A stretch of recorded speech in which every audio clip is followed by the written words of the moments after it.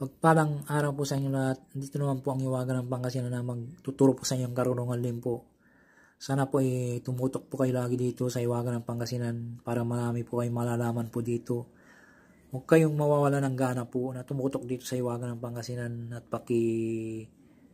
subscribe po, like and share po para may magamit po kayo sa oras ng kagipitan po.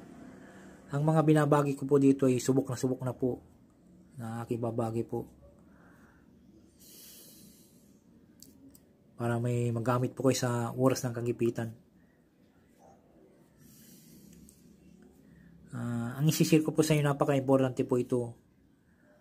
Ang isishare ko po sa inyong orasyon po para halimbawa po kung may nakulang po dyan na sinisiraan ng bait, ang mangkukulam po marunong po yan. Kung maniniwala po sa mangkukulam na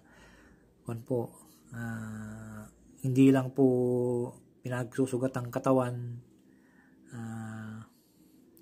o ano pong ginagawa ng mangkukulam, binabalaw din po yan. Marunong ang mangkukulam, babalawin ka, yung masisiraan ka ng bait, gagawin ng paraan. Lahat po yan kasi makapangyarihan din yung mangkukulam. Pero kung nakontra mo yung mangkukulam, karamihan po kasi mangkukulam po ay malalakas pa yan na mangkukulam. Kung sasabak ka dyan na kulang ka pa ng kaalaman po sa pang-spiritual po, huwag mo po nang sabakin po yan. Magpalakas ka muna, kumuha ka ng puder mo na malakas, magdasalin mo yan araw-araw para lumakas yung spiritual mo.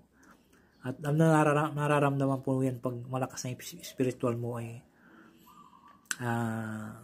iinit ang katawan mo, na yung balahibo mo ay parang tatayo. At kung nagdadarasal ka, mahalata mo na malakas na yung spiritual mo kasi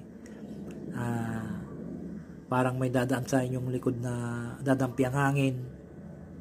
Marami pong pamamaraan po kung malakas na yung spiritual mo. Minsan nagdarasal ka, may tumutunog na butiki. Pag nagdarasal ka, huwag niyong pansinin yun.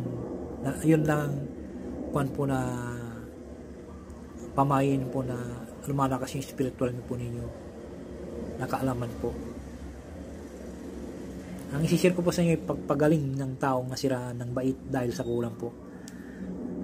Mag-alay po natin ng isang ama namin, ang Baginoong Maria, sumasampalataya